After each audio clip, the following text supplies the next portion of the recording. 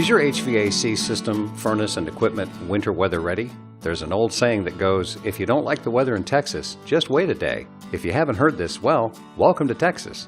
North Texas is one of the only places in the country where you can experience all 4 seasons in the same day. There are many things that need to work perfectly in your heating system to heat efficiently, safely, and effectively every day.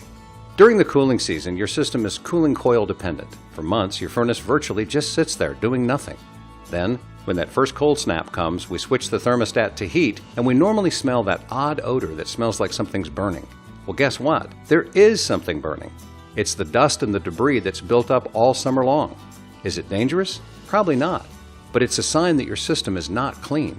Not clean means that it's not running as efficiently and effectively as it could or should.